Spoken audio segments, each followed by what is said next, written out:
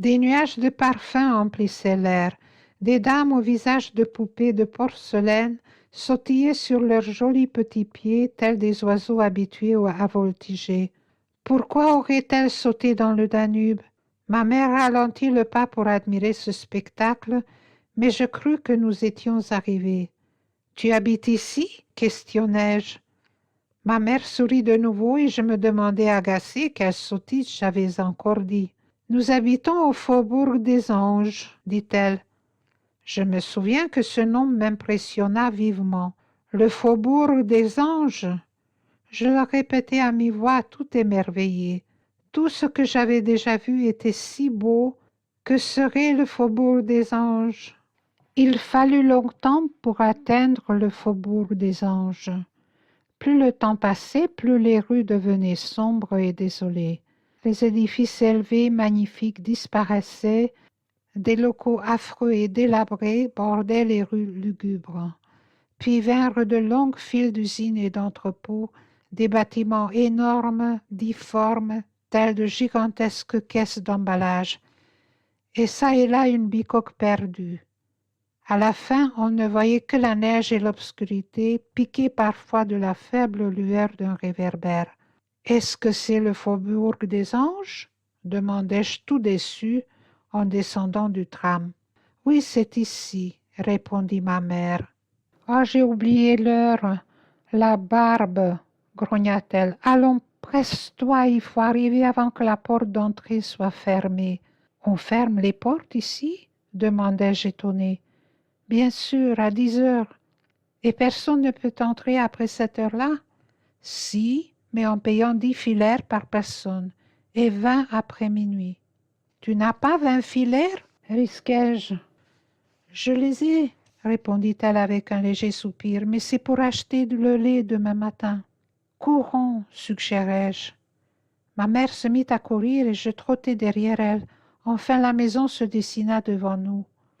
Sans ralentir, ma mère tourna la tête vers moi et me jeta en haletant. « Sois poli si nous rencontrons le concierge, parce que... » Elle s'arrêta court et s'exclama. « La porte est encore ouverte !» Ma mère s'arrêta en haut des escaliers. « Je vais faire mes affaires tout de suite, dit-elle. Attends-moi puis tu feras les tiennes. » Les seuls cabinets de ce palier servaient à 12 familles. Je n'avais pas été gâtée sous ce rapport chez la tante Rosica, mais il n'y avait pourtant pas de comparaison avec ici. Au village, la planche était récurée au moins une fois par semaine par la servante ou par mois, mais ici, aucune main n'avait jamais touché à cette épaisse litière d'ordures amoncelées. Les cabinets donnaient sur la cour, l'eau était gelée, il n'y avait ni papier ni lumière. Pendant ce temps, ma mère était entrée dans notre logement. Il y en avait 12 sur ce palier.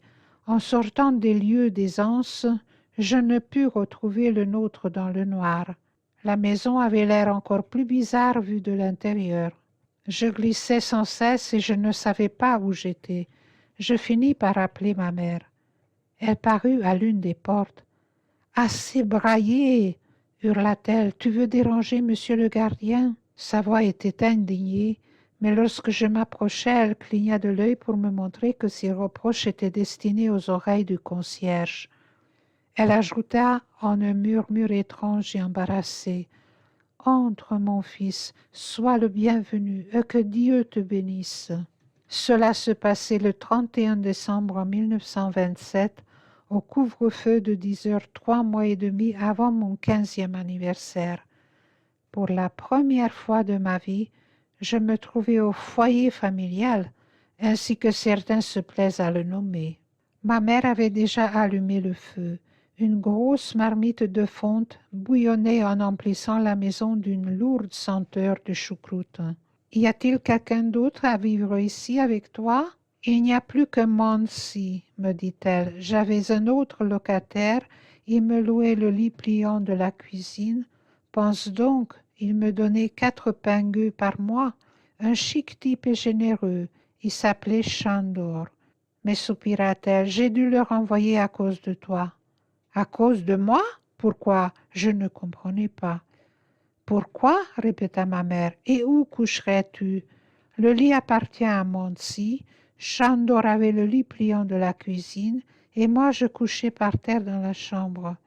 Maintenant tu dormiras ici avec Monsi et je coucherai dans la cuisine. Cela ne me plaisait pas. Si ce Chandor lui donnait vraiment 4 pingues par mois et si elle avait dû le renvoyer à cause de moi, elle me jetterait ça à la figure sûre et certaine. Toutefois, ma mère ne parla plus de Chandor.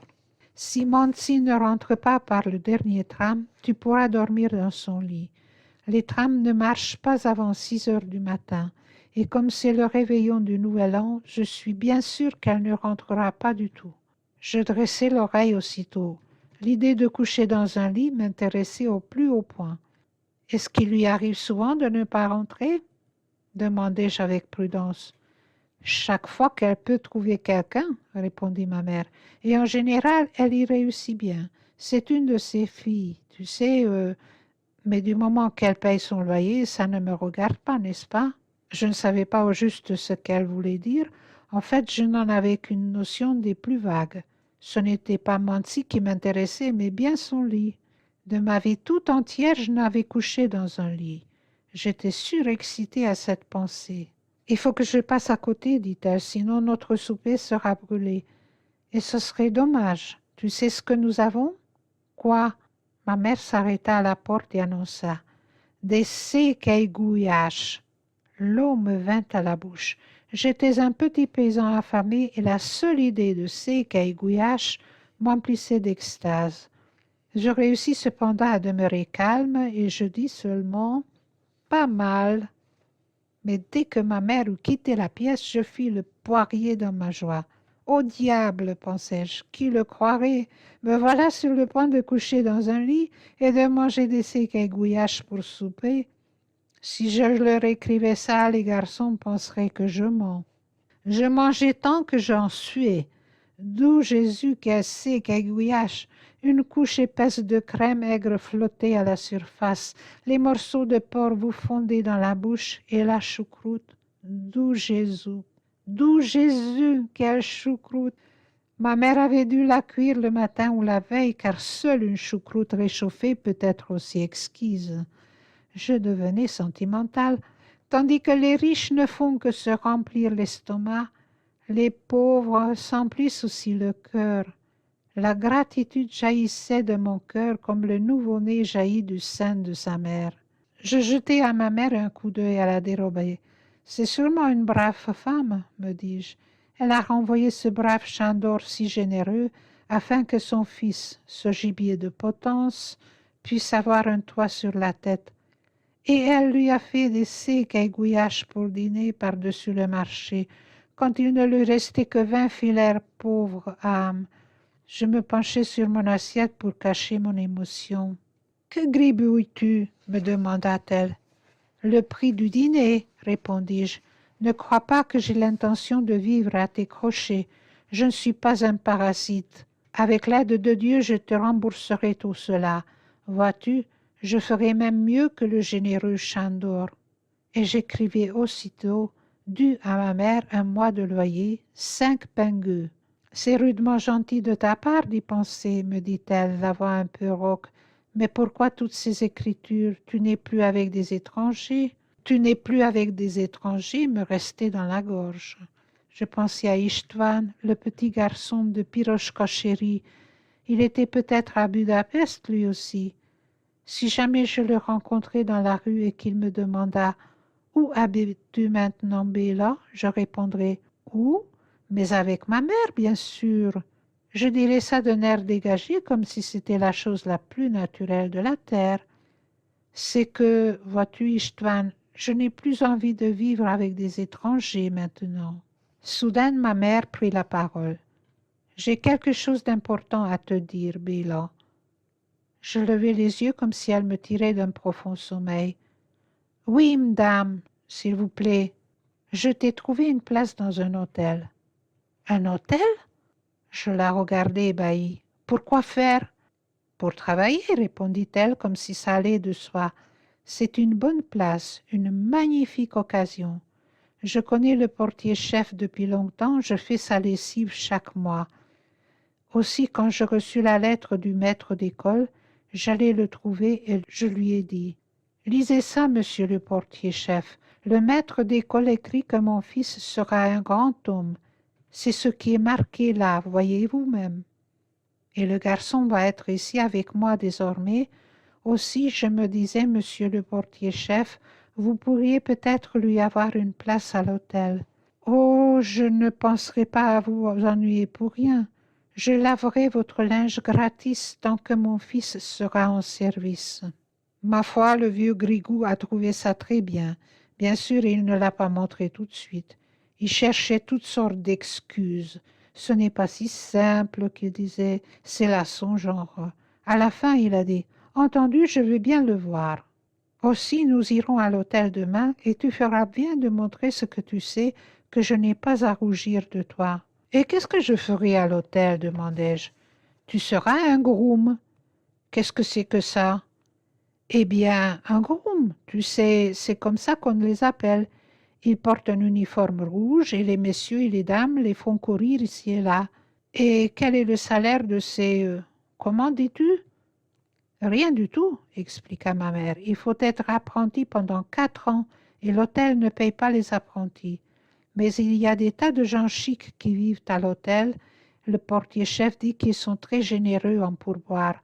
Il m'a dit que certains garçons se faisaient quelquefois 2 ou 3 pingus par jour, mais ils se vantaient peut-être à cause de la lessive gratis. « Quelles sont les heures de travail ?»« Comme partout, répondit ma mère, du matin jusqu'au soir. »« Nous y voilà, me dis-je, c'est bien ça. »« C'est impossible, répliquai-je avec fermeté. »« Impossible, répéta ma mère ahurie. Et pourquoi ?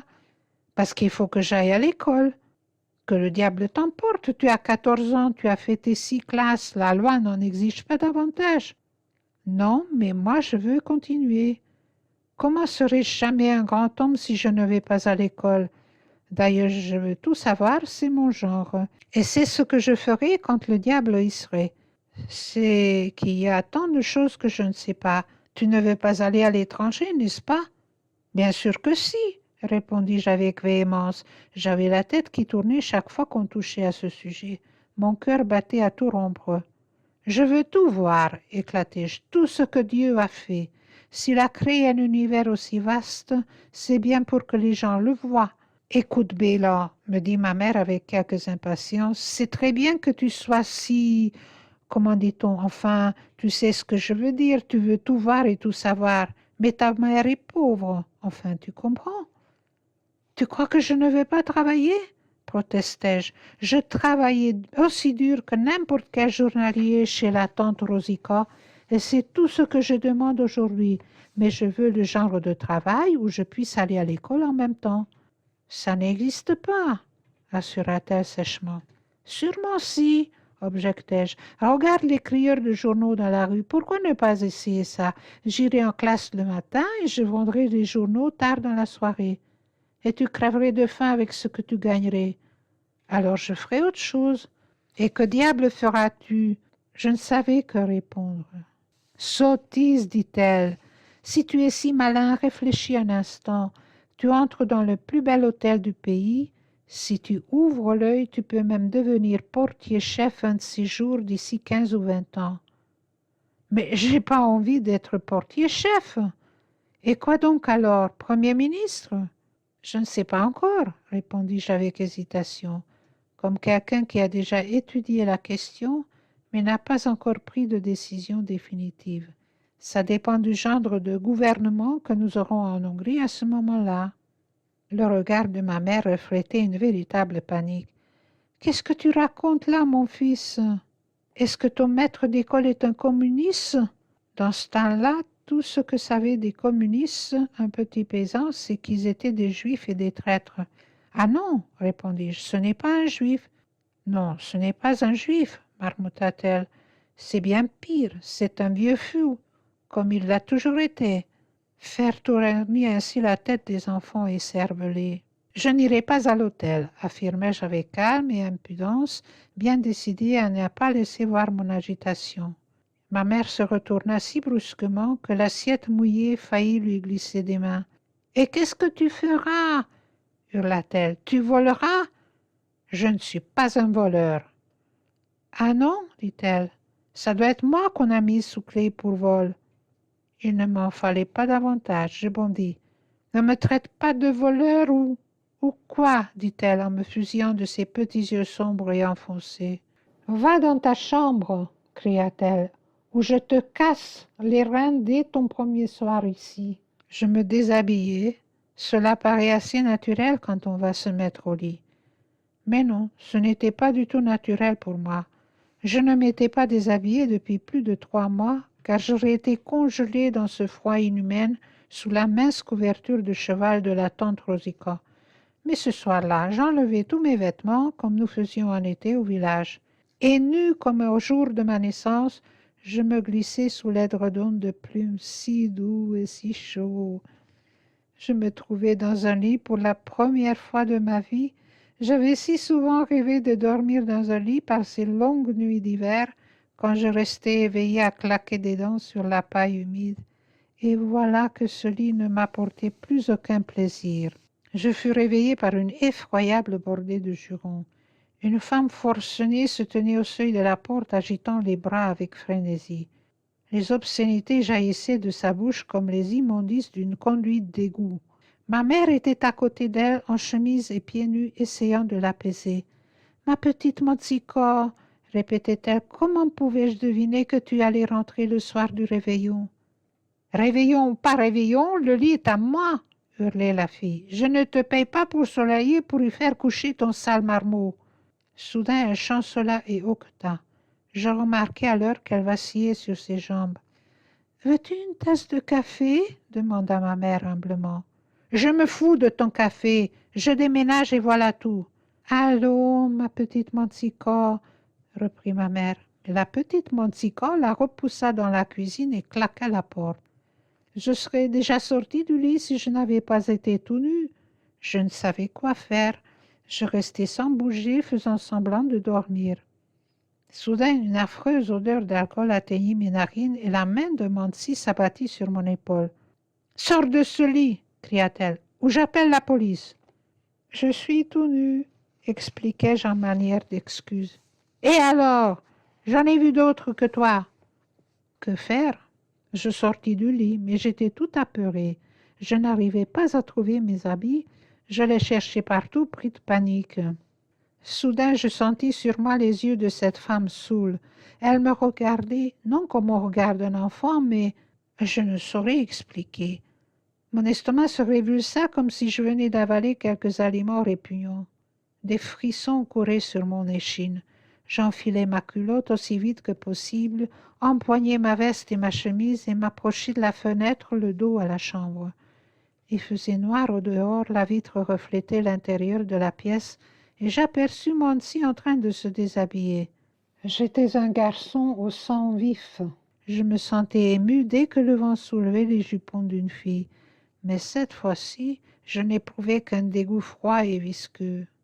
Au petit matin, ma mère me secoua pour me réveiller. « Lève-toi, » me dit-elle, « il est temps de partir. » Elle ne me dit pas où nous allions et je ne demandai rien. D'ailleurs, je le savais bien. Quand nous atteignîmes le rez-de-chaussée, ma mère hâta le pas comme d'habitude. Mais avant qu'elle ait réussi à dépasser le logement du concierge, la porte s'ouvrit et une voix de stentor hurla. « Pas si vite, ma belle dame !» Ma mère rougit jusqu'à la racine des cheveux. « Bonne année, » dit-elle d'un ton gêné, puis elle me tira par la manche. « Eh bien, tu ne salues pas, monsieur le gardien ?»« Bonjour, marmottai-je. »« Monsieur le gardien, toutefois, ne nous souhaita ni le bonjour ni la bonne année. Il se tenait devant la porte comme l'ange du jugement dernier, fusillant ma mère du regard. C'était un homme immense, aux cheveux d'un blond roux et aux yeux bleus. Il était d'origine allemande. Il devait être en train de prendre son petit déjeuner, car du café dégoulinait de sa moustache et il fouillait dans sa bouche d'un index couleur de betterave. Il réussit enfin à déloger le fragment récalcitrant et nous dit alors, sans la moindre entrée en matière, « Eh bien, et ce loyer ?» Ma mère désigna nos paquets. Nous allons chez le prêteur sur gage, monsieur le gardien. Je ne vous ai pas demandé où vous alliez, grogna-t-il, mais quand vous payeriez votre loyer. J'ai dépensé l'argent pour le billet de chemin de fer, monsieur le gardien, murmura ma mère d'un ton plaintif. Il me fallait faire venir mon garçon à Budapest, et maintenant nous allons dormir sans édredon dans ce froid. Vous voyez, je vais engager notre literie. Vous savez bien que je paye régulièrement. Oui, autrefois, remarqua sèchement le concierge. Vous me devez 2 mois maintenant. Mon Dieu, est-ce ma faute si j'ai été 6 semaines à l'hôpital? Cette pneumonie a bien failli m'emporter. Tout ce que je dis, conclut-il enfin d'un air menaçant, c'est que vous ferez bien de m'apporter l'argent ou je vous mets dehors. Je vous ferai jeter à la rue, compris? Oui, monsieur, dit humblement ma mère. Puis voyant que l'audience était terminée, elle me tira de nouveau par la manche. Viens, Bella. Le magasin du prêteur sur gage était au faubourg des Anges, mais il nous fallut près d'1 heure pour y arriver, car nous n'avions pas de quoi payer le tram. Un petit homme à tête de poisson vint nous ouvrir. Ses yeux étaient saillants comme ceux d'une morue, et sa grosse tête chauve dodelinait de ci de là, comme s'il protestait constamment. Il nous mena dans la boutique. Elle était misérable et consistait en une seule pièce. Le vieillard alluma, chaussa ses lunettes rafistolées avec de la ficelle, puis toujours sans un mot, nous fit signe d'ouvrir les paquets. Il les examina avec soin, palpant longuement les 4 oreillers et les 2 édredons. Il daigna enfin laisser tomber d'une voix de fausset. 3 pingueux. Pour le tout, ma mère était horrifiée. Non, bien sûr, pour chaque plume de poulet. Ma mère soupira, puis elle retira son manteau. Combien pour ceci, gracieux Seigneur? Rien. Pourquoi? Demanda-t-elle ébahie. C'est un bon manteau bien chaud. Peut-être bien, reconnut Tête de Poisson, mais seules les archiduchesses portent de pareils manteaux et elles ne se fournissent pas chez moi. Ma mère remit son manteau et resta là indécise. C'est tout? Demanda le vieillard avec impatience. Elle ne répondit ni oui ni non. Je voyais qu'elle s'interrogeait avec anxiété.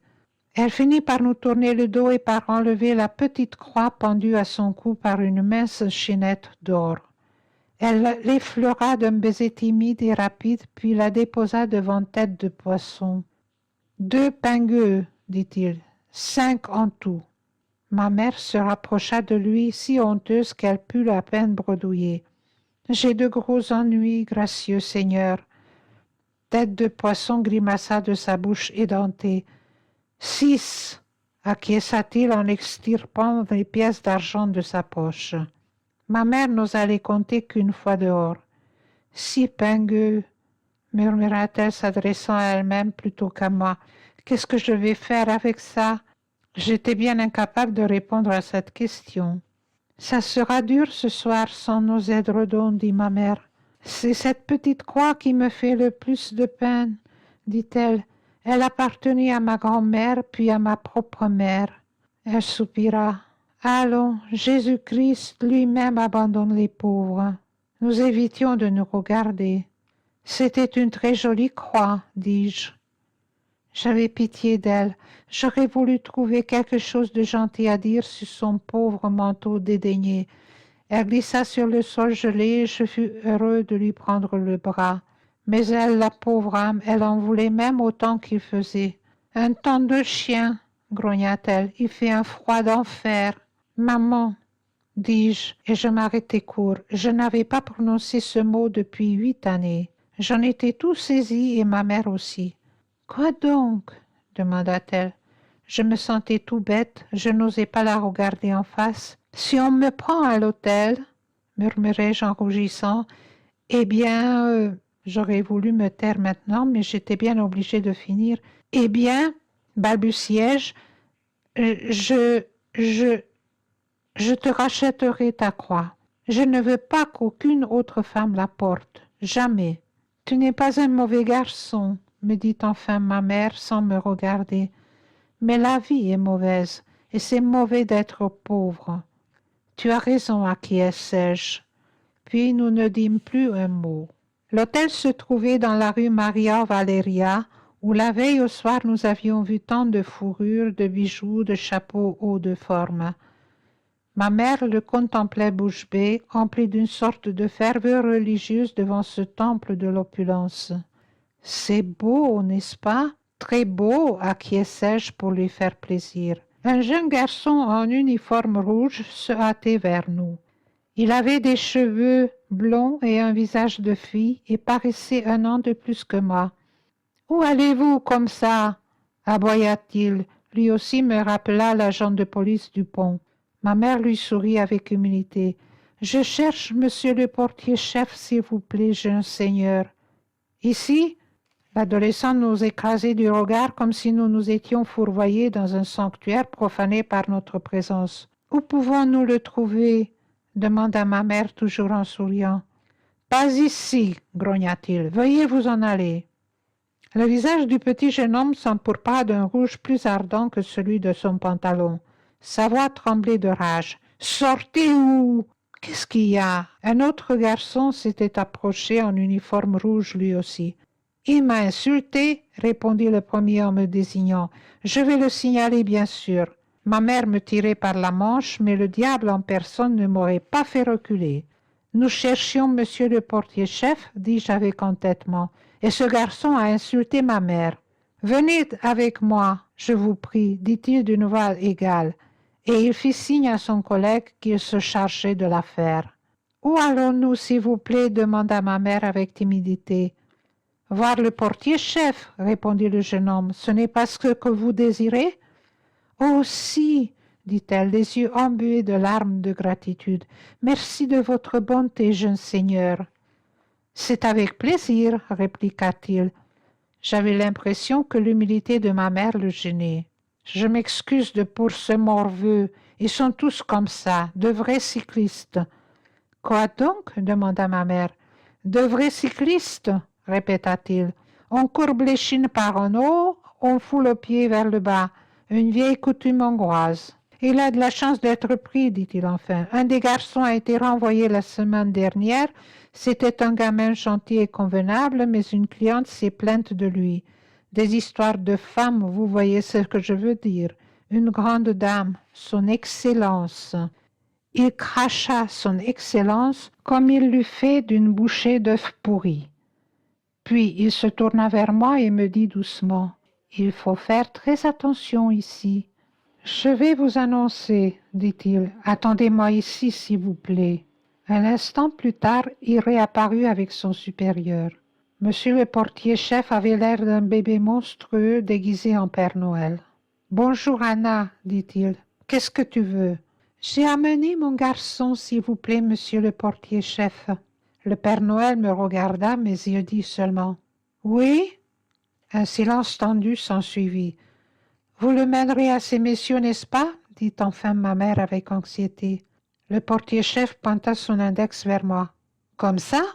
Nous ne comprenions pas. « Je ne sais pas ce que vous voulez dire, monsieur le portier-chef, » reconnut ma mère. « Ah non ?» Le portier-chef branla la tête. « Regarde ton fils, il est en loque. On penserait que j'ai été ramasser un clochard dans le ruisseau.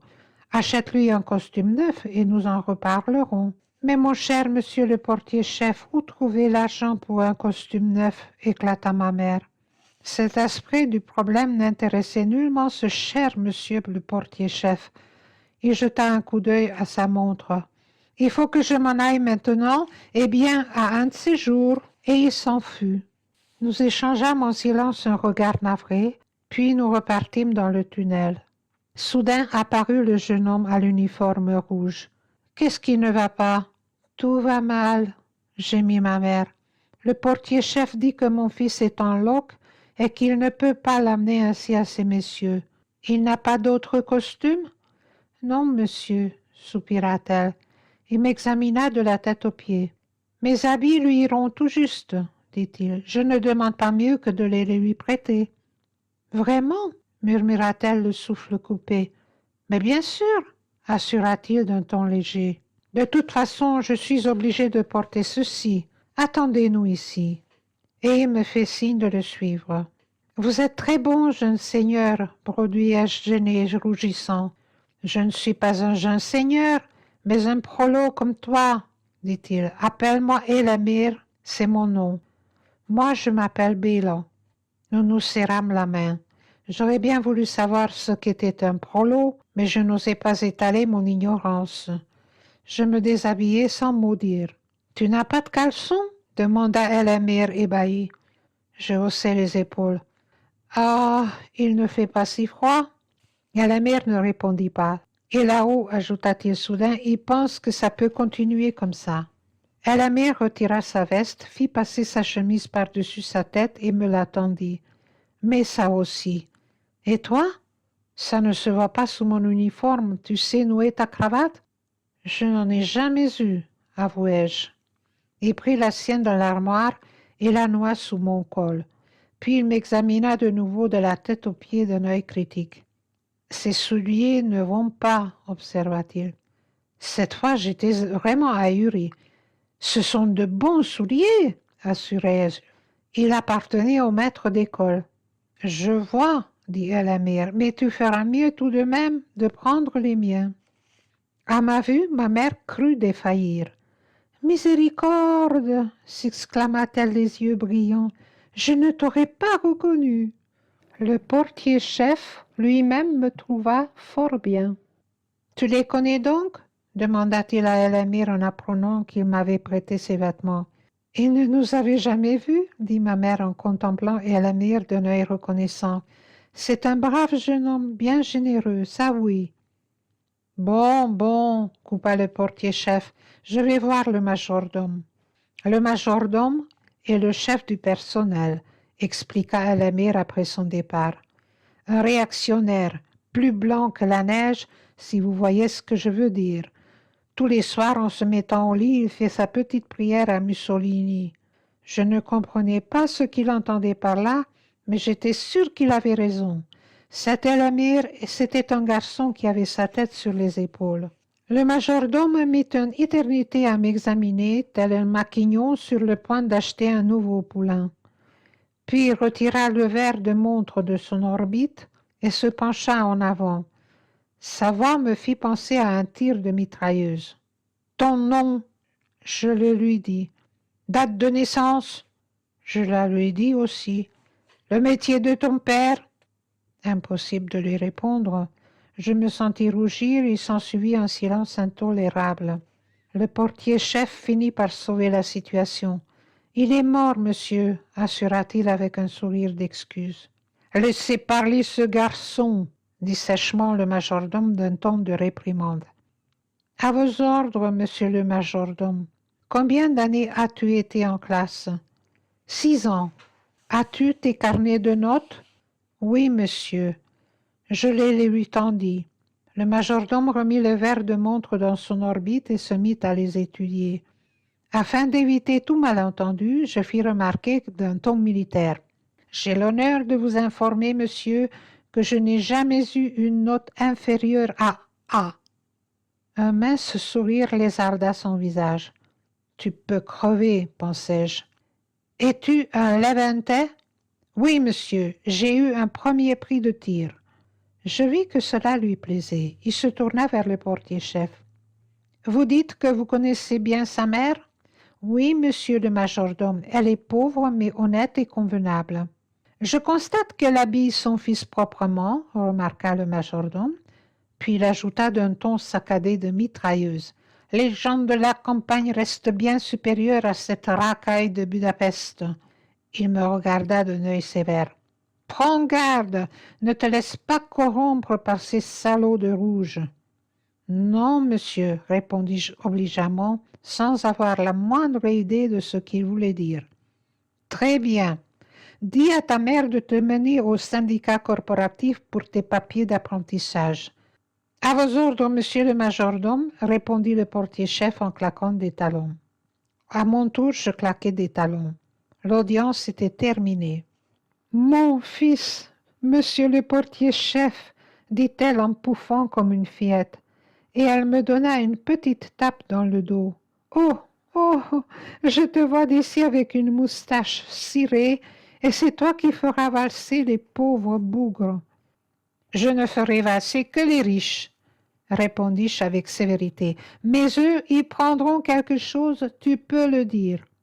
Ah, ah, ah, sourit ma mère, tu penses ça maintenant, mais tu changeras d'avis quand tu seras portier-chef. Les pauvres oublient leurs amis dès qu'ils réussissent auprès des riches. Ainsi va le monde. Elle disait cela sans amertume avec un sourire rêveur et en riant tout bas. Puis elle se mit à tousser. Une vilaine toux. Le pauvre Bertzi toussait aussi. Je lui achèterai du lard quand j'aurai de l'argent, pensais-je. Du bon lard bien gras et beaucoup de lait. Pas du lait écrémé, mais du vrai lait bien épais qui fortifiera ses poumons. Tape-moi dans le dos, s'il te plaît, souffla ma mère qui toussait toujours. Je lui tapais dans le dos, mais j'aurais préféré la caresser, et je pensais au canon qui tonnerait dans la rue Maria Valeria. Ce jour-là, je prendrai dans la mienne sa main calleuse, je la conduirai dans le grand hall aux colonnes de marbre, et je dirai bien haut pour que m'entendent tous les beaux messieurs. Donnez-moi votre plus belle chambre pour cette dame, c'est ma mère. C'est ainsi que moi, gueux entre les gueux, je me trouvais du jour au lendemain mêlé aux riches les plus opulents.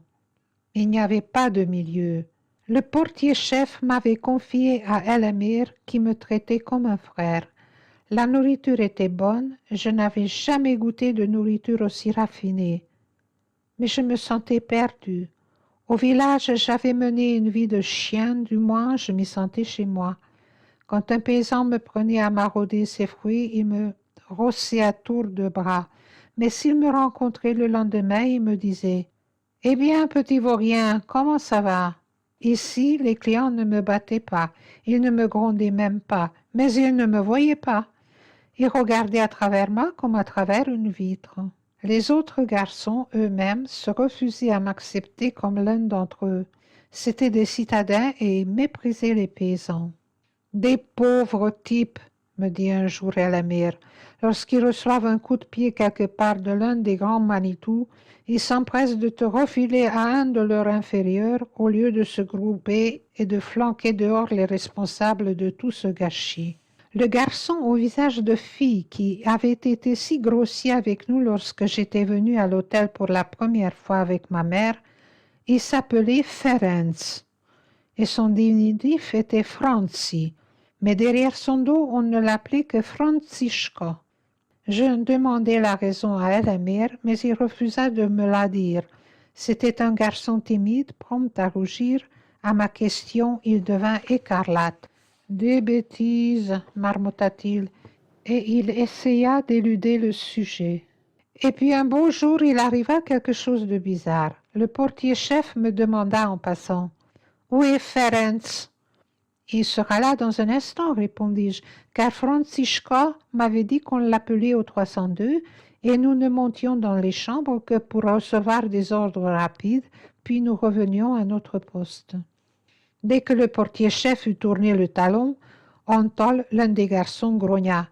« Dis donc, es-tu si bête que ça ?»« Que veux-tu dire ?»« Tu as dit qu'il serait de retour dans un instant. »« Eh bien, il a dit qu'il montait au 302, non ?»« Bien sûr, c'est pour ça qu'il ne reviendra pas de sitôt. »« Pourquoi ?» Je le regardai d'un air ahuri. « Pourquoi ?» répéta Antol d'un ton de mépris, et il eut un geste de la main pour signifier qu'il n'allait pas perdre son temps avec un idiot de ma trempe. En fait, Franziska passa plus d'une heure au 302. Je ne comprenais pas ce qu'il y faisait. S'il s'était agi d'une femme, la chose eût été claire à mes yeux, mais le 302 était occupé par un homme, un vieil Allemand fort riche, le représentant local d'un gros trust chimique de Rhénanie. Essayez donc de vous y retrouver. J'étais torturée par la curiosité, mais les garçons ne m'admettaient pas à partager leurs secrets. J'arrivais tout juste à surprendre un mot çà et là. Plus tard, je découvris aussi qu'il murmurait toutes sortes de choses mystérieuses sur le comte d'Elamir. Chaque soir, comme je rentrais à la maison, Les premiers mots de ma mère étaient « As-tu gagné quelque chose ?» Et je répondais « Non, jour après jour. » J'étais encore en apprentissage et l'on ne me donnait jamais une tâche qui eût pu me valoir un pourboire de l'un des clients. Ma mère ne disait rien, elle fixait le vide. Demain peut-être, dis-je pour la consoler, mais le lendemain je revenais encore les mains vides. Les semaines passaient, le mois de février approchait et ma mère était chaque jour plus tourmentée. Le lendemain matin, lorsque ma mère m'éveilla, je regardai la pendule avec ahurissement. « Pourquoi tu m'appelles si tôt ?» demandai-je. « Il est seulement 4 heures. »« Bella, dit-elle doucement, je n'ai pas d'argent pour ton tram. »« Ça ne fait rien, répondis-je. Combien faut-il de temps pour aller à pied ?»« 3h30, 4 heures. Mais il te faut être à temps. »« Très bien, dis-je. La marche n'a jamais tué personne. » Mais ce n'était pas tout. « Il n'y a pas de lait, laissa-t-elle échapper. »« Aucune importance, assurai-je en haussant les épaules. De toute façon, je n'aime pas ce lait écrémé. Donne-moi mon pain et je le mangerai en route. »« Il n'y en a pas non plus, sanglota-t-elle. Il ne nous reste rien, mon fils, que notre misère. » Je partis donc à 4h15, l'estomac vide. Il faisait noir comme dans un four. Le temps était affreux, le vent soufflait à travers mes guenilles. J'avais l'impression d'être tout nu. J'étais gelé au point de pouvoir à peine lever les pieds. Il me fallut courir à la fin, mais j'arrivai à l'heure. Le soir, toutefois, je mis longtemps à faire le trajet. J'étais mort de fatigue. Je quittai l'hôtel à 8h et il était plus de minuit lorsque j'arrivai. Et il en fut toujours ainsi désormais. Comme je n'avais pas les 48 filaires de tram, je marchais à l'aller et au retour. Mais comme je partais avant 6h du matin et que je revenais après minuit, il me fallait payer le concierge pour me laisser entrer et sortir. Cela me revenait à 40 filaires par jour. Je marchais 8 heures par jour et j'en travaillais 12. Il ne me restait que 4 heures pour dormir. J'avais toujours sommeil. Je n'oublierai jamais ces sombres matins d'hiver où les ruelles de notre misérable faubourg n'étaient hantées que par les prostituées, les ivrognes et les voleurs. La police elle-même ne se risquait pas au faubourg des Anges à pareille heure. Il ne m'arriva qu'une fois de rencontrer un agent et je m'en serais bien passé. « Qu'est-ce que tu fiches dans la rue ?» grogna-t-il. « Les enfants doivent être au lit à cette heure-ci. » Je ne répondis pas, qu'aurais-je dit? J'étais tout à fait de son avis, mais mon silence le mit en rage. « Où vas-tu » mugit-il. « Travailler. »« À 4 heures du matin ?»« Il sera 8 heures quand j'arriverai. »« N'as-tu pas de quoi payer le tram ?»« Non. »« Fais voir tes poches. » Il me fouilla, me palpa. « Ça va, finit-il par grogner, du moment que ton père et ta mère s'en fichent. » Et il cracha pour montrer ce qu'il pensait de mes chers parents. L'hôtel nous donnait à déjeuner et à dîner très largement, mais nous n'avions pas le petit déjeuner. Aussi je travaillais à jeun jusqu'à midi. Dès 10 heures, je mourais de faim. Il me fallait assister au repas des clients qui engouffraient de somptueux petits déjeuners, des œufs, du poisson, sans oublier les steaks d'un lord fasciste qui renvoyait sa viande à la cuisine presque chaque matin sous prétexte qu'elle était trop cuite ou trop crue. Chaque jour, j'entendais dire à quel point les étrangers trouvaient la Hongrie absurdement bon marché. Ils obtenaient pour leur argent le double de ce qu'ils auraient eu dans leur propre pays et ils vivaient bien mieux. Les dollars, les francs, les livres sterling, les pingueux étaient jetés par la fenêtre sous mes yeux. Et moi, je n'arrivais pas à gagner de quoi payer mon tram.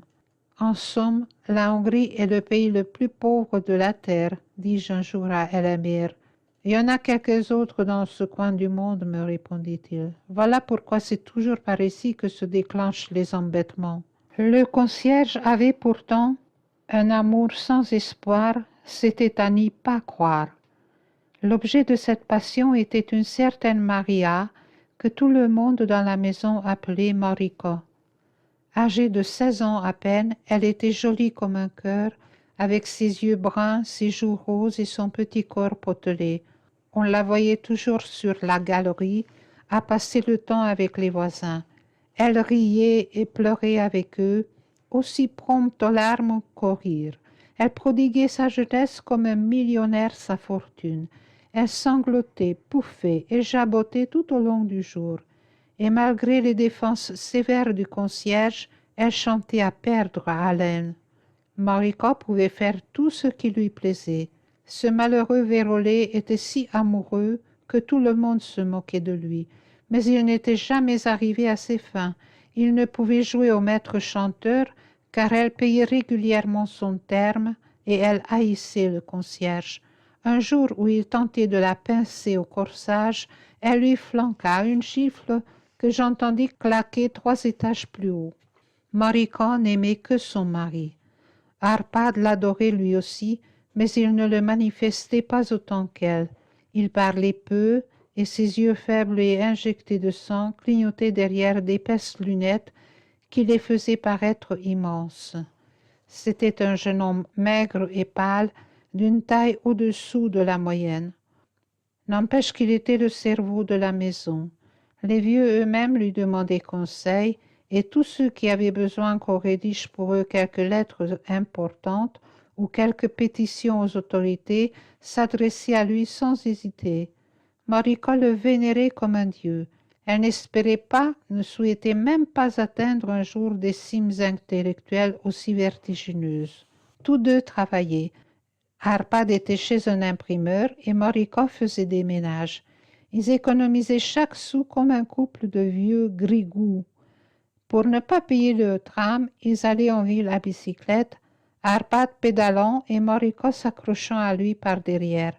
Arpad était encore apprenti car il s'était mis assez tard à la typographie. Il était né à Cholgótarján. À 12 ans, on l'avait envoyé aux mines de charbon. Ça avait été une sacrée ascension que d'accéder à l'imprimerie de Budapest. Mais quand il s'est mis quelque chose dans la tête, c'est comme si c'était fait, disait Marika avec fierté. Elle rêvait au jour où l'apprentissage d'Arpad serait terminé. « Oh, nous pourrons nous en donner alors, » murmura-t-elle en rejetant la tête en arrière avec extase. C'était un dimanche après-midi. Nous étions tous les trois assis dans notre cuisine. Marika avait apporté des châtaignes que nous faisions rôtir dans le four. « Vous en aurez de l'argent à dépenser, dit ma mère. Si on peut trouver un appartement à ce moment-là, vous nous quitterez comme Saint Paul a quitté les Valaques. » Marika prit un air mystérieux. « Impossible, répondit-elle. « Et pourquoi? » « Eh bien, à cause du bébé. »« Vous voyez, Massa » s'exclama ma mère. « Est-ce que tu en attends un ?»« Pas encore, répondit Marika, mais dès qu'Arpad sera installé à son compte, elle ne parla que de cela tout l'après-midi. C'est pour ça que nous économisons le plus possible. Ce bébé aura tout ce qu'il faut, vous verrez. Mais oui, acquiesça ma mère avec douceur, ton bébé ne manquera de rien. Marika adorait ma mère comme si elle était sa fille, et ma mère l'aimait beaucoup elle aussi. C'est bien grâce à ces deux-là que je suis ici aujourd'hui, ajouta-t-elle en lui pinçant la joue avec gaucherie. Ça n'allait pas, continua-t-elle. Mes intérieurs brûlaient de fièvre, pas d'argent pour le docteur, et pas moyen d'entrer à l'hôpital.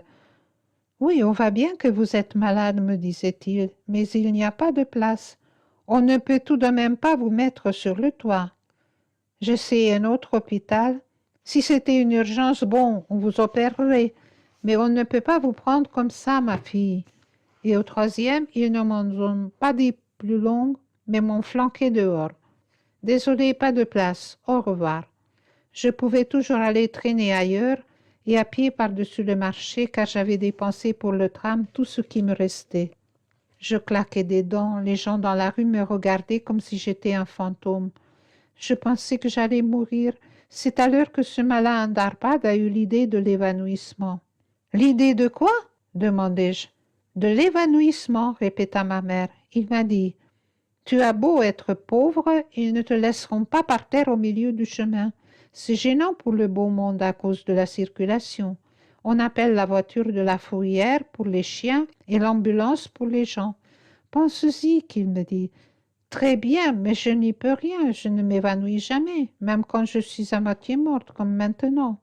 Fais semblant, qu'il dit, et il me traîne jusqu'à l'avenue Vatsi. J'étais si malade que je n'ai pas eu beaucoup de peine à faire semblant. Le flic a bien essayé de me relever comme un cheval abattu dans ses traits, mais Arpad m'avait dit de ne pas bouger. Aussi je suis restée par terre jusqu'à l'arrivée de l'ambulance, et cette fois on m'a prise aux couches. C'est qu'il est malin, notre Arpad, vois-tu?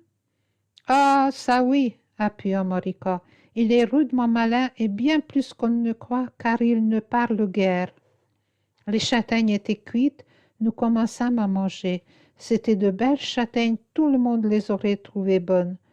Mais à ma mère et à moi-même, elles semblaient particulièrement délicieuses, car nous n'avions encore rien mangé ce dimanche-là. Mais bien sûr, nous ne le dîmes pas à Morica.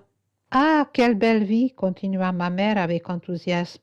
Avez-vous faim demande la bonne sœur. Elle s'amène avec un verre de lait, pas de celui que nous avons, mais du vrai lait à 34 filaires le quart. Je n'ai jamais été si bien, pas même dans le ventre de ma mère. C'était la belle vie, répéta-t-elle. Parfois, quand j'y pense, je voudrais être malade de nouveau, juste quelques jours. Tu as bien raison, acquiesça Marika. Arpad et moi, l'autre jour, nous disions aussi que nous aimerions bien passer 2 petites semaines à l'hôpital, rester couchés et boire tout ce bon lait sans se faire du souci pour le prix. On dit qu'il donne même du poulet aux grandes malades. Tels étaient les songes dorés dont s'enivrait notre maison. C'est de là que chaque jour, je partais pour l'hôtel où les beaux messieurs payaient leur paquet de cigarettes 2 pingueux et demi. Un soir, en rentrant chez nous, je fus étonnée de voir de la lumière sous la porte de notre cuisine. Je ne comprenais pas ce qui se passait. Ma mère dormait toujours à cette heure-là, et eût-elle été réveillée, elle n'aurait pas allumé. Pareil luxe nous était interdit. J'entrai. Ma mère était couchée. Sa face cireuse, bien qu'il fît un froid à faire hurler les loups, des gouttes de sueur roulaient sur son front. Marika était assise au bord du lit. Sur les genoux, elle tenait un bol de soupe que ma mère avalait cuillerée par cuillerée. Je les fixais d'un regard hébété, sans souffler mot. « N'aie pas peur, dit ma mère. La mauvaise herbe ne meurt pas comme ça. Qu'est-ce que tu as? Demandai-je enfin. Elle a été malade, la pauvre âme, expliqua Marika. Elle l'avait chez le portier-chef et elle s'est trouvée mal comme ça sur le baquet. Mais on ne m'a pas amenée à recouche cette fois, plaisanta ma mère. Je suppose qu'ils ne vous prennent pas si vous vous évanouissez pour de bon. As-tu vu un docteur? Oui, ils en ont appelé un, il m'a ranimée. Qu'a-t-il dit?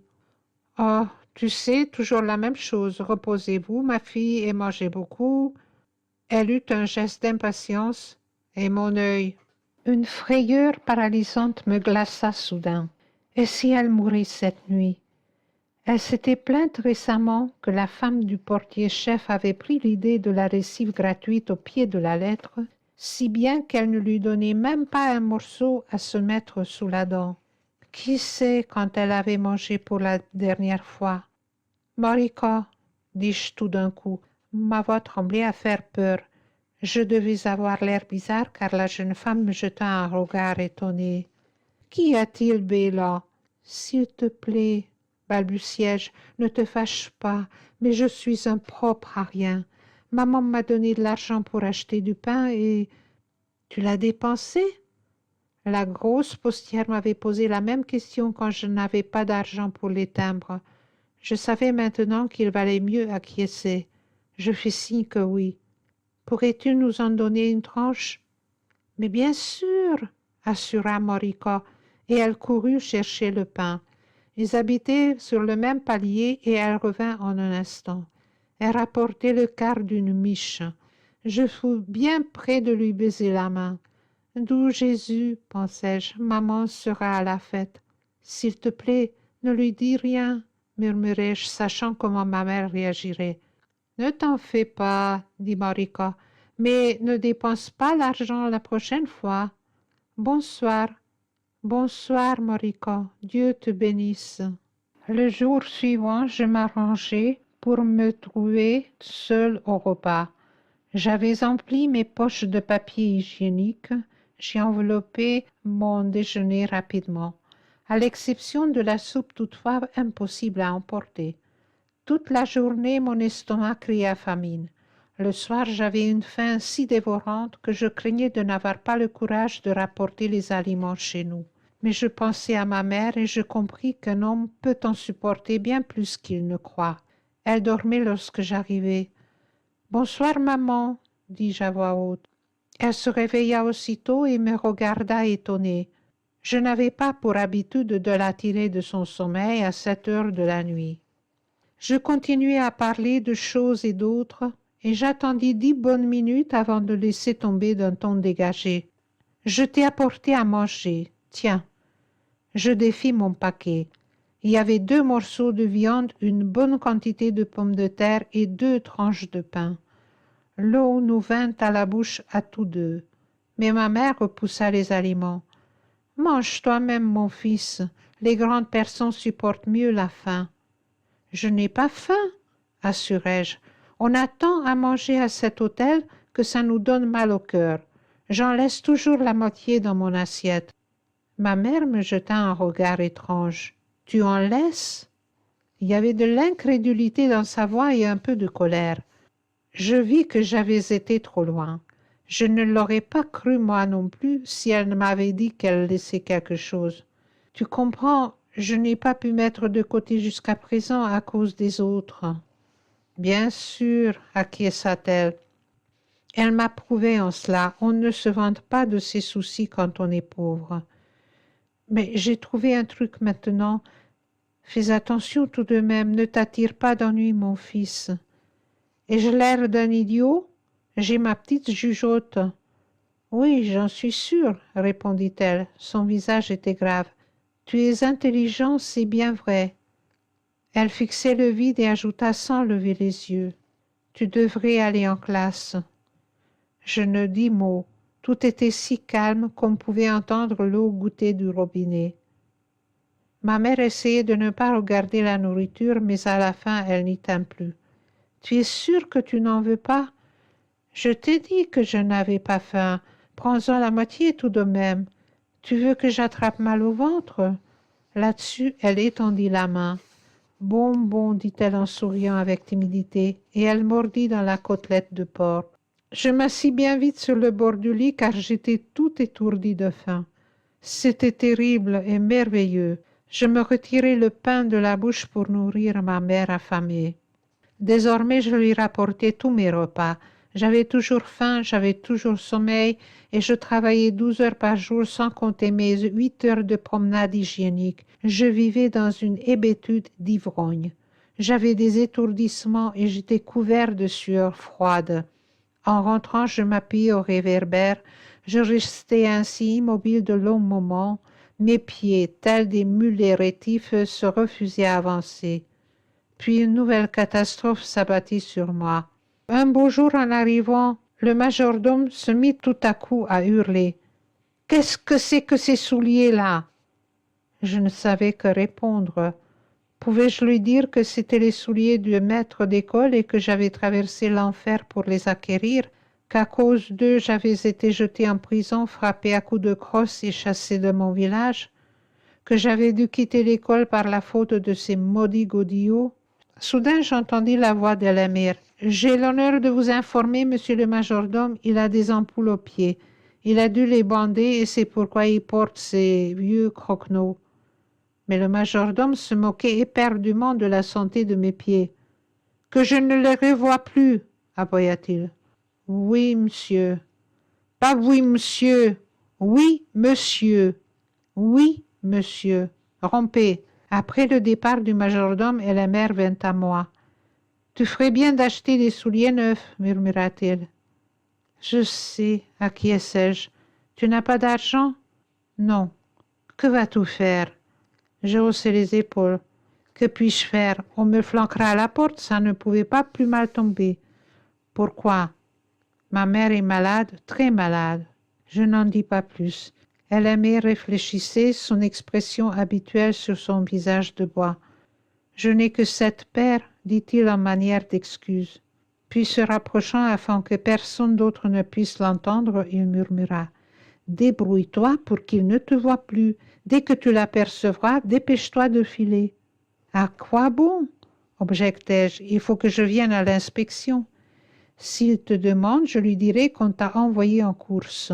Tu es sous mes ordres, c'est moi qui suis responsable de toi. »« Nous finirons bien par avoir une idée, assura-t-il. » Je vis bien qu'il savait lui aussi que cela ne pourrait pas réussir très longtemps. Je ne dis rien à ma mère, elle avait assez de soucis. « Béla, me dit-elle, tu en sais assez maintenant.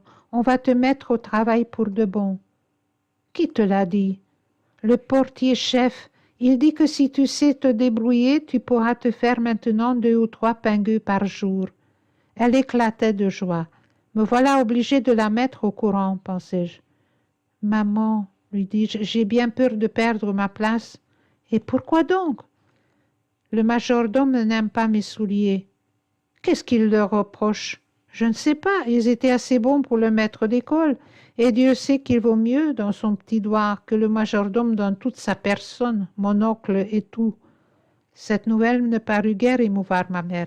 « Eh bien, s'il le faut absolument, dit-elle, nous achèterons une paire de souliers. » Je n'en croyais pas mes oreilles. Et le loyer? Si le portier-chef dit vrai, tu rattraperas le prix des souliers en 2 ou 3 jours. Tu as raison, ma foi, je n'y pensais pas. J'étais fort soulagée. J'obtins bien un nouvel emploi, mais je n'en retirai pas grand bénéfice.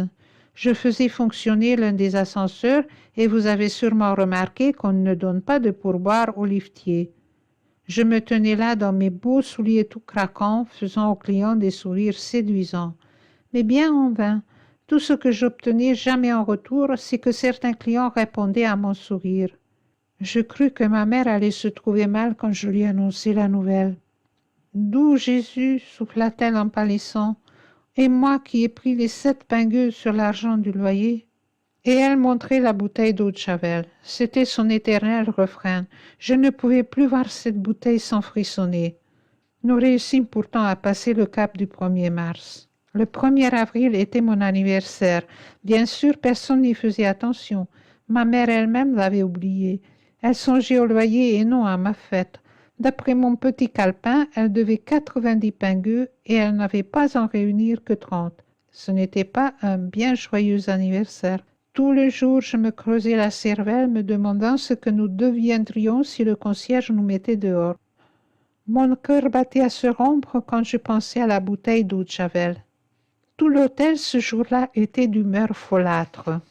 Les gens se faisaient des poissons d'avril. Je suis née un jour loufoque, pensais-je. Pas étonnant que la vie se moque de moi. L'ascenseur montait, descendait, descendait, montait, et je pensais que ma mère était peut-être déjà morte. Je me trompais d'étage, les clients m'injuriaient, je perdais la tête. À la tombée de la nuit, mes nerfs étaient à vif. Je me torturais à imaginer ce qui avait bien pu arriver à la maison. Et je mourais de peur à l'idée de la savoir bientôt. Je me traînais sur le chemin du retour plus lentement encore que d'habitude. Il était plus de minuit et j'étais encore loin. Mes vêtements étaient trempés. J'avais l'impression que ma peau elle aussi était transpercée et que mes os fondaient sous la pluie. « Joli anniversaire, marmottai-je, et je remarquai que je parlais à haute voix comme le vieux bedeau du village. C'est drôle, pensai-je, ça rime. Avais-je lu cela quelque part? Non, c'est-à-dire non, sûrement pas. C'est drôle, je parle tant et je me rendais compte de tout cela avec une sorte de mystérieuse clairvoyance jamais éprouvée auparavant. Le lendemain, comme je partais, ma mère fit une chose qu'elle n'avait pas faite depuis 10 ans. Elle m'embrassa. Mais lorsque je rentrai ce soir-là, elle ne répondit pas à mon bonsoir. « Donne-moi l'argent !» hurla-t-elle sans préambule. « Quel argent ?»« Tu sais bien, dit-elle en s'échauffant, l'argent que tu as gagné. » Je la regardai avec stupeur. « Tu te moques de moi ?» Ma mère se leva, les joues enflammées. « Tu oses me mentir en pleine figure ?»« Mais qui est-ce qui ment ?» clamai-je indignée. « Toi !» hurla-t-elle. « Tu devrais avoir honte et les yeux devraient te sortir de la tête. Aujourd'hui, comme je l'avais pour le portier-chef, j'ai encore trouvé du linge avec du sang. Je sais que la vieille dame a passé l'âge aussi, je lui ai dit. Vous me donnez le linge des autres à laver maintenant, madame? Alors elle se met à piailler, patati et patata. Espèce d'ingrate, avec ton joli moineau de fils qui gagne des 1000 et des 100 à l'hôtel. C'est une menteuse, hurlai-je. Une sale menteuse, une dégoûtante menteuse. C'est toi qui mens, répondit ma mère à tue-tête. Cette vieille femme n'oserait pas mentir ainsi. Cette fois, la mesure était comble. J'étais exténuée, à bout de nerfs. Je dis à ma mère des choses effroyables. Je ne sais pas au juste lesquelles, et sans doute alors je ne le savais-je pas non plus. Nous hurlions à pleine gorge comme deux ennemis mortels. Toute la haine accumulée que nous ne pouvions déverser sur les vrais responsables jaillissait hors de nous. Nous étions deux bêtes affamées et traquées. Peut-être y serions-nous encore si le concierge n'avait crié d'en bas. « Fermez vos sales gueules ou j'appelle la police !» Ma mère se calma aussitôt. « Va dans la chambre, me dit-elle d'une voix rauque, ou je finirai par te tordre le cou. » Des semaines durant, nous n'échangeâmes pas une parole. Le soir, quand je rentrais, ma mère dormait ou faisait semblant. Sans bruit, je déposais les aliments que je continuais à lui rapporter et j'allais me coucher. À l'aube, quand je me réveillais, je la surprenais souvent à fouiller dans mes poches. « À ta guise », pensais-je. Je ne disais rien et gardais les yeux fermés. Elle grognait alors. « Lève-toi, 4 heures !» Je me levai bien vite, je me lavai et m'habillai et je partais sans dire au revoir. Telle était notre vie familiale. Et pour comble de malheur, Elamir fut muté au service de nuit. Sur l'une des pages de mon petit calepin, je relève cette inscription mystérieuse. 3 juillet 1928, 8h42 du matin, P. La première fois. Je me souviens avec exactitude de cette première fois. Je me sentis émue et agitée dès que les 2 nouveaux clients entrèrent dans l'ascenseur. « Eh bien, tu rêves ?» murmura avec irritation l'employé de la réception qui les accompagnait. « Au 3e étage, dépêchons. » Je mis en marche l'ascenseur. Ce sont des Anglais ou des Américains, pensai-je, car cet employé s'occupait spécialement des clients de ces 2 nationalités. Il papillonnait autour des anglo-saxons avec une insistance tellement obsédante que les garçons l'avaient surnommé « Monsieur Patte de velours ». C'était un jeune homme grassouillet, à la peau blanche et aux cheveux roux. Il était tel un matou sur noix. Il griffait au sang ses inférieurs, mais il ronronnait suavement devant les riches étrangers. Les garçons définissaient ainsi sa méthode. Il entortille les poires. C'est à cet exercice que se livrait alors M. Patte de velours. La poire, cette fois-ci, était un homme grand et blond, d'une 40aine d'années. Mais ce n'est pas lui qui avait motivé la petite note de mon calepin. Je regardais sa fille, la plus jolie fille qui fût jamais entrée dans un ascenseur depuis le commencement des siècles. Elle paraissait avoir 1 ou 2 ans de moins que moi. Ses cheveux blonds retombaient sur ses épaules. Ses grands yeux noirs étaient malicieux, ses lèvres pleines se relevaient aux commissures et son petit nez en l'air était le plus mignon que j'aie jamais vu. Je l'observais d'un regard en coin tout en paraissant accorder toute mon attention à la manœuvre de l'ascenseur. C'était une méthode éprouvée qui me permettait d'examiner les clients intéressants sans que personne ne le remarque. Cette fois-ci, pourtant, il se produisit un incident sans précédent. La fillette me sourit. Je crus d'abord qu'elle me trouvait bizarre ou qu'elle s'était aperçue que je la dévisageais. Mais elle me sourit à nouveau en sortant. Ce n'était pas un sourire moqueur, mais un sourire chaud et amical, un sourire complice. J'étais si émue que j'oubliais de fermer la porte. J'entendais la sonnerie, je savais que des gens attendaient l'ascenseur, mais je restais plantée devant cette porte ouverte à contempler le corridor désert. Pas une âme. Au mur, une pendule chronométrait cette minute historique. Il était 8h42. Lorsque le sonnèrent 10 heures, j'avais déjà commis bien des bévues. Enfin, ils parurent. La fillette avait endossé une légère robe fleurie. Un sac de plage se balançait à son bras. Elle me sourit en pénétrant dans l'ascenseur et, à ma grande surprise, me dit quelques mots de hongrois. C'était un hongrois extraordinaire, gauche et délicieux. Par cette magnifique journée d'été, elle me souhaitait un beau jour. Après cet aimable salut, elle ne me regarda plus et je revins à mon bon sens. Peut-être les jeunes filles à l'étranger sourient-elles à tous les garçons, pensai-je, mais je ne pouvais en rester là, je m'attendais à du nouveau. À quoi? Je ne savais pas au juste. Jusqu'à 5 heures, il ne se passa rien. Je commençais à penser qu'elle avait pris l'autre ascenseur quand je l'aperçus dans le hall. Elle sourit dès qu'elle me vit. J'étais si émue que je pouvais à peine fermer la porte. Nous étions seuls. Elle se mit à parler, jacassant avec un joyeux abandon. Mais j'avais beau faire de mon mieux, je ne saisissais pas un traître mot. Comme il n'y a pas d'autre moyen, je vais traduire son mauvais hongrois en mauvais français. Je réussis à démêler. La peur à l'hôtel? Je la regardai terrifiée. Elle se montra du doigt. Ma peur. Je commençai à comprendre.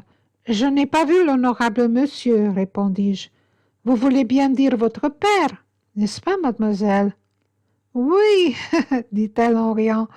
Mon hongrois tout mauvais encore. Chaque an je viens, mais mon hongrois il est parti. Et le parle depuis je suis petite comme ça. Elle se baissa et étendit la main pour indiquer comme elle était petite.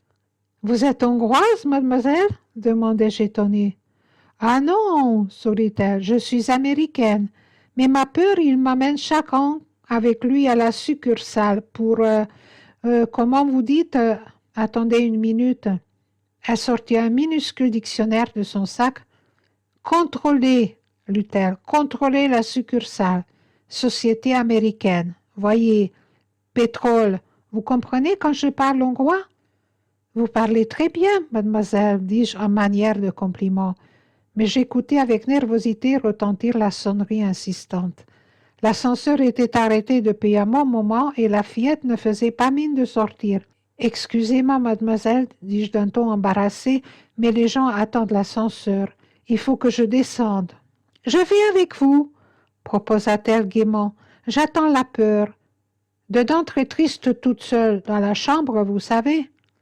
Oui, répondis-je sottement, faute de trouver une meilleure réponse. En bas dans le hall, un vieux monsieur se morfondait tout irrité. « Vous dormez » aboya-t-il. « J'attends depuis plus de 5 minutes. » J'aurais voulu excuser, mais je n'osais pas ouvrir la bouche. La fillette me faisait de telles grimaces derrière le dos du vieillard que j'avais peur d'éclater de rire. « Vieux singe » grogna-t-elle lorsqu'il sortit. « Dites, ce travail vous aimez ?»« Je ne sais pas. » éludai-je. Je ne voulais pas mentir, mais je ne voulais pas non plus reconnaître la vérité. Ennuyeux, non? Demanda-t-elle. Monter, descendre toujours, et tendre des singes comme ça, qu'est-ce que vous aimeriez faire vraiment? Aller à l'école, répondis-je. Qu'est-ce que c'est que vous voulez étudier? Tout. Harry, tout? Toute la science dans le monde? Vous aimez être un grand savant? Oui, acquiesçai-je avec timidité, et je me sentis rougir. L'ascenseur s'arrêta de nouveau, mais la fillette continua à causer. « J'ai vu sur vous tout de suite, dit-elle. « Pardon, mademoiselle? Que vous êtes si... Elle se tut cherchant ses mots. « Vous avez quelque chose là-haut? » Et elle se toucha sa propre tête. « Ah !» balbutiai-je en devenant écarlate. La fillette sortit un sac de bonbons et m'en offrit un. Nous les croquâmes en silence. Je ne sais si le sien lui parut bon, mais le mien n'avait aucun goût. « Quel âge vous avez ?» demanda-t-elle soudain. « Bientôt 16 ans, mademoiselle. »« Je croyais plus, dit-elle, parce que vous êtes très grand. Moi, 13 ans. »« Je vous croyais aussi plus âgé, beaucoup plus âgé, » assurai-je en lui retournant son compliment. Tout le monde à Budapest, il pense ça, parce que je mets du rouge sur la bouche. Ils disent, on renvoie les filles de l'école pour ça ici. C'est bête, non? J'allais répondre, mais ma gorge se serra. Son père approchait. Il avait dû voir sa fille bavarder amicalement avec le garçon d'ascenseur. Ça va être une scène de tous les diables, pensai-je. À mon grand ahurissement, il ne se passa rien. Le pater me sourit gentiment et sa fille n'eut pas l'air embarrassée le moins du monde. Elle me montra du doigt avec gaieté et dit quelques mots en anglais, car son père ne savait pas le hongrois. Il me sourit de nouveau. En sortant, il me glissa un pingueux dans la main. C'était le premier argent que j'avais jamais gagné. En rentrant le soir, je le déposai avec les aliments sur la table de cuisine. Ma mère ne dit rien, nous ne nous parlions toujours pas, mais je crois qu'elle ne fouilla pas mes poches le lendemain matin. Je dis je crois car je dormais à poings fermés et elle eût pu le faire aisément sans que je m'en aperçoive. J'étais restée éveillée 2 longues heures sur mes 4 heures de sommeil. Les grands yeux malicieux me fixaient dans l'obscurité. Je me tournais et me retournais comme si j'avais la fièvre. J'étais à l'hôtel depuis 6 mois, mais rien de tel ne m'était jamais arrivé. Les jeunes demoiselles ne m'adressaient pas la parole. Ou si elles le faisaient, c'était à la façon d'un muezzin du haut de son minaret. J'avais tellement l'habitude d'être considérée comme un être à peine humain que je ne pouvais imaginer pourquoi cette petite Américaine avait agi de la sorte. Était-elle amoureuse de moi? J'examinais cette passionnante éventualité. Au matin, toutefois, je conclus avec bon sens que tout cela, c'était des bêtises. Le lendemain, de nouveau, elle rentra de la plage à 5 heures. Et de nouveau, elle attendit sa peur, qui ne parut qu'après 6 heures. Pendant ce temps, elle resta avec moi dans l'ascenseur. Nous bavardions sans arrêt. Elle me dit soudain, « Pourquoi toujours vous m'appelez mademoiselle? J'ai un nom, Patsy. Vous l'appelez comme vous avez le crayon? » Je lui tendis mon calepin et le petit crayon. Elle inscrivit son nom, il y est toujours. « Voyez ?» Elle me le montra. « Écrivez le vôtre. » Je lui obéis. « B-E-L-A, et Platel. Pas de nom comme ça en anglais, mais j'aime. Joli nom. Il n'y a pas non plus de Patsy en hongrois, lui appris-je, mais c'est aussi un joli nom. » Elle rit. « Nous deux, à si joli nom, oui ?» Je me mis à rire aussi et nous rîmes ensemble pendant un bon moment. « Combien d'argent vous gagnez, Béla ?» demanda-t-elle ensuite. « Rien, » répondis-je à regret. Elle ne pouvait y croire. « Mais alors pourquoi vous ici? » « Parce que je pourrais en gagner plus tard. »« Combien? » ?»« C'est une question de veine. Certains garçons se font jusqu'à 40 ou même 50 pingueux par mois. » Mais Patsy ne se montra pas impressionnée. « En Amérique, dit-elle, le liftier, il fait plus en dollars, et $1, c'est 5 pingueux, et vous pouvez étudier en même temps si vous voulez. »« C'est vrai? » demandai-je ahurie. « Sûr, répondit-elle. Vous savez, ce pays, très beau pays, mais il ne vaut rien. » J'étais un peu mortifiée de l'entendre parler ainsi de la Hongrie. « Ce n'est pas un mauvais pays, assurai-je. Le peuple est bon, croyez-moi. C'est la façon dont les riches le traitent qui est mauvaise. » « Alors pourquoi le peuple, il les laisse faire? » Je souris. Quelle question enfantine. Que peut-il faire? Chasser le gouvernement, c'est tout. Je ris aux éclats. Elle n'est qu'une grande enfant, pensai-je. C'est impossible, expliquai-je, tel un vieux pédagogue patient. Le gouvernement est dirigé par les riches. Le peuple n'a rien à dire. Ça, c'est le mal, répliqua Patsy. En Amérique, si le peuple n'aime pas le gouvernement, il chasse. Il le chasse? Répétai-je incrédule. Sûr, il élit un autre. Pourquoi pas? Chez nous, pays libre. Vous n'aimerez pas vivre d'un pays libre? Oh, si, répondis-je d'un ton hésitant, en essayant d'imaginer ce que pouvait être un pays libre. J'avoue que je n'y réussis pas. J'aurais voulu le demander à Elmer, mais je ne l'avais pas revu depuis qu'il avait été muté au service de nuit. Ce qu'elle me contait de l'Amérique me semblait aussi irréel, mais aussi tentant que ce que j'avais lu des 1001 nuits. Ça doit être merveilleux d'être américain, pensai-je. Patsy n'avait, j'en suis sûre, aucune idée du bouleversement qu'elle avait causé dans ma vie de garçon surmené. Elle prit l'habitude d'attendre sa peur chaque après-midi. Elle se mit à rentrer de la plage à 4h30 au lieu de 5h, parfois même à 4h. Elle s'installait alors dans mon ascenseur. Cette amitié inusitée attira l'attention des autres garçons. Ils faisaient des allusions, se moquaient de moi et nous épiaient. À leurs yeux, je n'étais qu'un paysan, un lourdeau. Ils ne comprenaient pas ce qu'une demoiselle pouvait bien me trouver. « Méfiez-vous de l'eau qui dort » remarqua Antol d'un ton acide, et le surnom me resta. Désormais, je fus Monsieur l'eau qui dort. Un jour, en rentrant de la plage, Patsy me dit « Pourquoi vous ne pas venir nager avec moi à Béla ?» La proposition était si inattendue que je ne sus quoi répondre. Je pensais qu'elle plaisantait.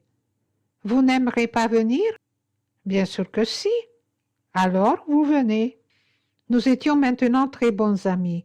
Je n'hésitais pas à la taquiner un peu. « Très bien, répondis-je. Quand ?»« Demain. » Entendu. Patsy me donna un coup de coude dans les côtes. « Pourquoi vous riez? Je parlerai avec le directeur, il vous laissera aller. Vous ne croyez pas? »« Si, si, je vous parie. »« D'accord, répondis-je, toujours persuadé que c'était une plaisanterie. Le lendemain, toutefois, le majordome me fit appeler. « Tu connais bien la ville ?» demanda-t-il. « Oui, monsieur. » Je ne sais quelle impulsion m'avait poussé à mentir. « Alors tu la feras visiter à cette petite américaine. »« Bien, monsieur le majordome, à vos ordres. » Je rougis. Dieu merci, le majordome ne me regardait pas, il était occupé à essuyer son monocle. « Et qu'il n'y ait pas la moindre plainte à ton sujet, » aboya-t-il. « Garde tes distances, compris? Pas de familiarité. »« Oui, monsieur le majordome. »« Inscris tes dépenses. As-tu de l'argent? »« Non, monsieur. » Il gribouilla quelques mots sur un bout de papier et me le tendit. « Porte ça au caissier, il te donnera 10 pingues. Demain, tu rendras compte de chaque filaire. » Il ajusta son monocle et m'y fixa d'un œil féroce. « De chaque filaire, répéta-t-il. Est-ce clair? Oui, monsieur le majordome. Rompez. Le caissier me remit un billet de 10 pingues. Je savais qu'il en existait, mais je n'en avais jamais vu. J'étais terrifiée à la pensée de le perdre. Je ne savais dans quelle poche le mettre. Patsy m'attendait auprès de l'ascenseur. « Voyez ?» dit-elle, et ses yeux étaient encore plus malicieux que de coutume. Une fois dans la rue, je lui demandai « Que voulez-vous voir ?»« Votre drôle de tête que vous faites ?» répondit-elle en riant. Mais je pris un air très sérieux. « Le majordome dit que vous voulez visiter la ville. »« Vraiment ?» dit-elle avec gravité. « Je demande qui il a pu lui dire ça. » Nous éclatâmes de rire. Nous rions à perdre haleine. Les larmes coulaient sur nos joues. Nous avions mal au ventre. Nous chancelions comme des ivrognes. Soudain, Patsy s'arrêta. « Où nous allons après tout? »« Où vous voulez. Vous aimez la plage sur île Sainte-Marguerite? » « Je n'y ai jamais été. »« Mon Dieu !» s'exclama-t-elle. « Vous ici à Budapest et jamais vous allez Sainte-Marguerite? Je venais de l'autre monde juste exprès pour voir ça. C'est plus beau coin sur terre. » Elle avait raison. Je m'en convainquis au premier coup d'œil. Et pourtant, à dire vrai, je n'en vis pas grand-chose.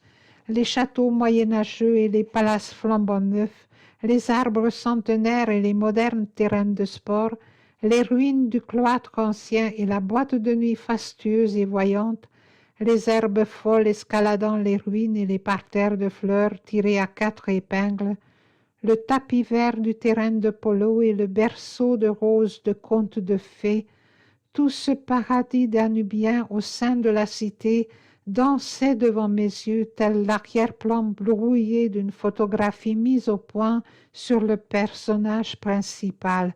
Je ne voyais qu'elle. Le monde était une vague toile de fond peuplée d'ombres. Le mois d'août touchait à sa fin. L'été mûr et épanoui gisait tout somnolent à l'ombre piquée de pointes d'or des arbres ventrus. La brise soufflait du Danube apportant le parfum des fleurs et les bouffées d'une musique lointaine peut-être imaginaire. On nous dit un songe, et que le monde tout enjoué portait son chapeau crânement sur l'oreille. Nous ne touchions pas le sol, tant nous étions joyeux. Tantôt nous partions au galop, tantôt nous cheminions lentement côte à côte, tels des escargots goutteux. Parfois nous avions à nous dire des choses si urgentes que nous hurlions à qui mieux. Puis nous n'ouvrions pas la bouche pendant plus d'un quart d'heure. Je marchais à son côté, j'étais au 7e ciel. Patsy glissa son bras sous le mien, mais je n'osais même pas effleurer sa main. La nuit, quand je ne dormais pas, j'imaginais toutes sortes d'audaces, mais au matin, j'étais horrifiée à ces pensées, comme si j'avais comploté quelques assassinats. On pouvait faire ça avec Borcha et des filles de son genre, mais avec Patsy, non, jamais. J'avais un tempérament plus exigeant que bien des garçons de 18 ans, mais mon attitude envers l'amour était plus innocente que celle d'une fillette de 13 ans. L'amour charnel et l'amour sentimental étaient deux choses bien différentes pour moi. Il y a des Borcha et il y a des Patsy, pensais-je. Ainsi va le monde. Patsy, l'amour de mon cœur, était sacré. « À quoi vous pensez ?» demanda Patsy tout à coup. « À rien, dis-je. Sainte-Marguerite est vraiment le plus beau coin sur terre. Ce n'est qu'en atteignant la plage que je me souvins que je ne possédais pas de maillot de bain. »« Vous allez là le chercher, dit Patsy en indiquant l'un des bâtiments. Vous les mettez et nous nous retrouvons ici près du banc. Voyez ? Entendu. Mais lorsque je revins portant le slip de location et me dirigeant vers les cabines, Patsy était toujours là où je l'avais laissée. Elle parlait à un jeune garçon de mon âge. Il était grand et blond, vêtu de toile blanche, avec des souliers blancs et un chapeau de paille blanche. Il ressemblait à l'un de ces ravissants mannequins qu'on voit à la devanture des tailleurs chics. Aussitôt, je regrettai d'être venu. Pas la peine d'essayer de lutter avec ce genre de garçon, me dis-je. Mon cœur se serra et j'essayai de disparaître. Mais Patsy m'aperçut et elle fit les présentations. Je croyais rêver. « Comte B, dit-elle, appelez-le Mickey. » Je connaissais bien ce nom, je l'avais appris en classe d'histoire. Sa famille était plus ancienne et plus illustre encore que celle de notre propre comte, qui était maître après Dieu dans notre région. J'étais horriblement embarrassée. « Voici mon ami, dit Patsy en me présentant. Le comte me jeta un coup d'œil. Il pensait que j'apportais un message de l'hôtel et que le mot « ami » était une de ces exagérations dont les Américains sont coutumiers. Quand il vit que Patsy parlait sérieusement, il eut l'air très gêné. « Enchanté, dit-il de telle sorte que j'aurais donné 10 ans de ma vie pour lui couper les oreilles. » Il ne me tendit pas la main. Il dit encore quelques mots à Patsy, puis nous quitta bien vite. « Vous ne pouvez pas faire des choses comme ça en Hongrie, dis-je. »« Comme quoi ?» demanda-t-elle. « Me présenter à un comte et m'appeler votre ami par-dessus le marché. »« Vous n'êtes pas mon ami ?»« Oui, mais... » « Mais... » Je me redressai. Ma voix était hostile maintenant. « Je ne suis pas de votre monde, lui dis-je. Et bien que je ne fusse pas très sûre de mots, j'ajoutai « Je suis un prolo. »« Et après, dit Patsy en riant, vous êtes mon ami, c'est tout. Le comte, au diable. Allez-vous mettre le maillot, Nigo ?» Je me déshabillai et enfilai le minuscule slip, le premier que j'ai jamais porté. J'avais l'impression d'être nue comme un verre. Il me semblait que tout le monde me regardait. Patsy était déjà sur la plage à prendre son bain de soleil. Quand je vis qu'elle était en maillot, je perdis pied, je ne trouvais rien à dire. J'étais très émue. J'avais l'impression qu'elle m'examinait elle aussi, derrière les lunettes noires qui cachaient ses yeux. Le silence était tendu. Pendant plusieurs minutes, nous fûmes incapables d'échanger un mot. « Il fait chaud, dit enfin Patsy. « Oui, répondis-je, très chaud. » Un nouveau silence suivit. Le soleil tapait dur, les baigneurs bourdonnaient autour de nous. Je fermai les yeux. Un calme étrange et mugissant m'enveloppa. Il me semblait que je gisais au fond de la mer et que des vagues brûlantes me recouvraient l'une après l'autre. Si seulement je pouvais l'embrasser, pensai-je, ne serait-ce que sa main. Soudain, Patsy s'assit. Assez près de nous, une demi-douzaine de jeunes gens étaient allongés à plat ventre sur le sable. « Dites-moi, murmura-t-elle avec douceur, qui c'est d'eux, le comte ?»« Mais pourquoi diable me pose-t-elle cette question ?» me demandai-je. Je la regardai d'un air interrogateur. « Je n'en sais rien. »« Vous savez pourquoi ? » Je vous dis. Parce que un comte nu, ça ne différait pas de l'autre. Pas si bien, peut-être. Regardez à vous. Vous êtes plus grand, vous êtes plus fort, vous avez plus de cerveau que 3 des comtes comme lui. Voyez ce que je voulais dire, Nigaud? Elle riait, mais quelque chose dans sa voix et dans ses yeux m'émut si fort que je ne pus répondre. Je buvais ces paroles comme la terre desséchée boit la pluie. Ce fut un instant solennel dans ma petite vie. Parfois, toute la croissance d'un homme dépend de pareils averses imprévues. Mais je ne savais pas cela alors. Patsy se rapprocha de moi. « Ce n'est pas bon pour vous ici, dit-elle avec douceur. Apprenez l'anglais et venez à l'Amérique. Vous aurez là votre... » Elle dit un mot anglais. « Comment ?» demandai-je. « Comment vous dites en hongrois ?» Elle fouilla en vain dans son sac de plage, cherchant un petit dictionnaire. Elle finit par appeler le comte. « Mickey !»« Oui. » Le jeune homme s'avança. « Comment vous dites en hongrois ?» Et elle répéta le nouveau mot étranger. « Chance !» répondit le comte. « Vous comprenez maintenant ?» Patsy se tourna vers moi. « À l'Amérique, vous avez votre chance. Ici, vous n'avez pas. »« Pourquoi pas ?» demanda le comte, imaginant sans doute que Patsy s'attendait à le voir participer à la discussion. « Ça doit être merveilleux d'être américain. »